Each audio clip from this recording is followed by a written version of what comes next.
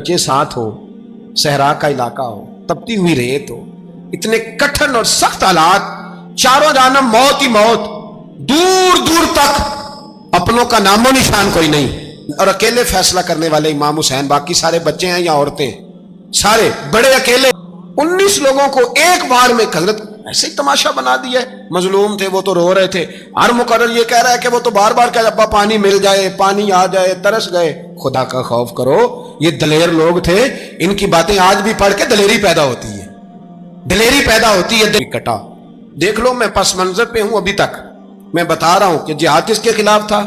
ظالم حکمران کے خلاف، ظالم کافر کے خلاف نہیں، مشرک کے خلاف نہیں۔ حضرت امام حسین رضی اللہ تعالیٰ عنہ نے ہر جگہ ایک ہی بات کی کہ یزید شرابی ہے تو بچے کٹوا دوں گا، شرابی کو ووٹ۔ یہ ایک نہیں، ہر کتاب میں یہی لکھا، ہر کتاب میں، اور ہر مسلک کی کتاب۔ یزید چونکہ مجرے دیکھتا ہے، رنڈیوں کا ناچ دیکھتا ہے، بچے کٹوا دوں گا، اس کے ہاتھ میں ہاتھ۔ امام حسین نے فرمایا چونکہ اللہ کی حدوں کو توڑتا ہے، حقوق اللہ پامال کرتا ہے، حدود اللہ، بچے کٹوا دوں گا لیکن اس کے ہاتھ میں ہاتھ۔ سارا دن خود مجرا دیکھنا اور 10 محرم کو 2 دیگیں پکا کے حسینی بن جانا، سارا سال خود گند مند کرنا، شرابیوں کے ساتھ رہنا، اور 10 محرم کو 2 آنسو بہا کے یاد رکھنا۔ میں ہمیشہ کہتا ہوں، پھر کہہ رہا ہوں، اس کے موبائل میں گندے گانے ہیں، گند دیکھتا ہے، شرابی کبابی کا سپورٹر ہے، ووٹر ہے، یا مجرے دیکھتا ہے، آتا جاتا ہے، وہ یاد رکھے قیامت میں امام حسین کا ہاتھ ہوگا، اس کا گریبان ہوگا۔ ہم سے نہ رقم ہوں گے قصیدے یزید کے، ہم لوگ تو حسین کے سیرت نگار۔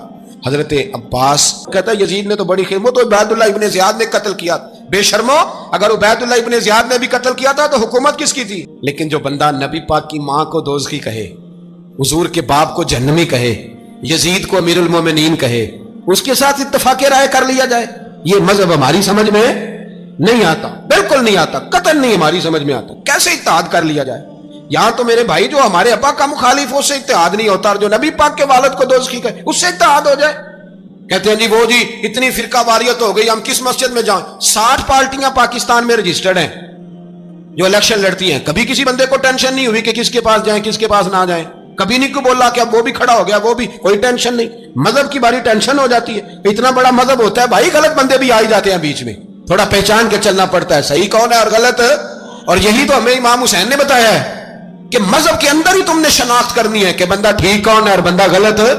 یہی تو کربلا ہے، یہی تو امام حسین نے بتایا، کفر اسلام نہیں، حق اور باطل۔ تو سمجھ یہ ہے، درس یہ ہے، پیغام یہ ہے، پیغام یہ ہے، یاد رکھو موت تیزی سے آ رہی ہے، ہمارے ساتھ والے دائیں بائیں والے سب چلے گئے، اسی طرح نمبر لگے گا، ایک دن اعلان ہوگا۔ ضمیر کے قیدی بن کے زندگی نہ گزارو، بالکل نہ گزارو، یہ تھوڑی سی زندگی ہے دنیا، سجن المومن۔ حق بات کرو، حق پہ ڈٹنا سیکھو، دین سمجھو، خبردار رسول پاک صلی اللہ علیہ وسلم کے دین میں ظالم، جابر، فاسق، فاجر کی کوئی گنجائش قطع نہیں ہے۔ اپنے آپ کو سمیٹو، اپنے آپ کو سنبھالو، دین میں اپنا کردار ادا کرنے کی کوشش کرو۔ دین طلب کرتا ہے ہم سے کہ ہم نے دین کو کیا دیا ہے۔ امام حسین نے سارا گھرانہ دین کے لیے دے دیا۔ ہمارا جو بچہ کسی کام کا نہیں رہتا اسے مدرسے داخل کراتے۔ ہم نے دین اتنا کمزور کر دیا ہے کہ عالم اگر شور نہ کرے، عالم اگر شور نہ کرے، زور نہ کرے، گھٹن والا ماحول ہو گیا، مذہب کی پوزیشن کمزور کر دی۔ اب جہاں تک اس بات کا تعلق ہے جی فرقے ہو گئے، تو میرے بھائی یہ کوئی اتنی خطرناک بات ہے، یہ کوئی اتنا مشکل معاملہ نہیں ہے۔ یہ تو امام حسین نے بتا دیا تھا کہ یزید کے طور پر ایک غلط فرقہ کھڑا ہو گیا ہے، لہذا اس کا مقابلہ کرنا ہے، اس میں کوئی بری بات ہے؟ لیکن ایک سبق ہے بزرگوں کا کہ اگر سچی بات بھی نہیں کرنی تو پھر اس منبر کا حق ادا نہیں ہوتا۔ جو سچ بولے وہ حسینی ہے، جو ظالم کے سامنے کھڑا ہو جائے وہ حسینی ہے، جو مصلحت کوش ہو، جو کہے ٹائم نہیں، گراؤنڈ ریالٹی نہیں، حالات نہیں، طبیعت نہیں، موقع نہیں، تو ابھی امام حسین کے پیغام کو نہیں سمجھا۔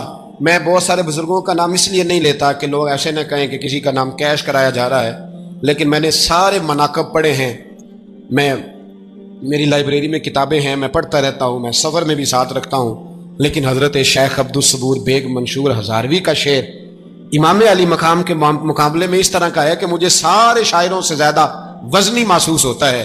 انہوں نے کہا تھا اس شاہ مشرقین کی، اس نور عین کی مطلوب ہے جہاں کو قیادت حسین کی۔ دیکھیے ذرا حسن، اور ہر سو یزیدیوں کا زمانے میں زور ہے، ایک دو جگہ پہ نہیں، ہر سو یزیدیوں کا زمانے میں زور ہے، منشور آج پھر ہے ضرورت حسین کی، آج پھر ہے ضرورت ہے، آج لوگ حسینی بنے امام حسین کے نقش قدم پر۔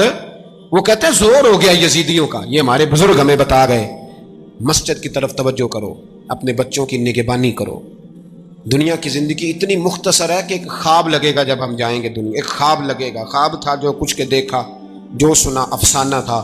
اہل بیت نبوت کا اسوہ عبادت ہے، ریاضت ہے، پردہ ہے، پرہیزگاری ہے، اس پر توجہ کریں۔ جن کی بچیاں سر نہیں ڈھانپتی وہ 10 محرم کو بے شک دیگ نہ پکایا کریں۔ جو لوگ قرآن شریف پڑھنے کے عادی نہیں وہ بے شک امام علی مقام کا ذکر نہ کریں، اس لیے کہ امام حسین نے سر سجدے میں کٹایا ہے اور تلاوت نیزے کی نوک پہ بھی جاری رکھی ہے۔ دین کے ساتھ اپنے آپ کو جوڑو، دیندار بنو، رسول اللہ کی غلامی اختیار کرو، ورنہ یہ زندگی کچھ ایسا وقت بلاتی ہے کہ جب زندگی بوجھ بن جاتی ہے۔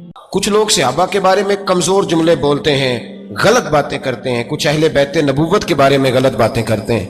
یہ صرف سنی ہے جو حق چار یار کا نعرہ بھی کھول کے لگاتا ہے اور یہ نعرہ حیدری یا علی بھی کھول کے لگاتا ہے۔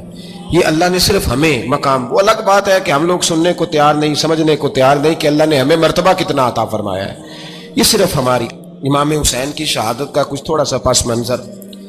شہادت ہمارے ہاں بیان ہوتی ہے اس انداز میں کہ لگتا ہے کہ کسی مظلوم بندے کو کسی نے پکڑا ہوا تھا تو وہ سارے اسے مار رہے تھے اور وہ منتیں کر رہا تھا کہ مجھے نہ مارو۔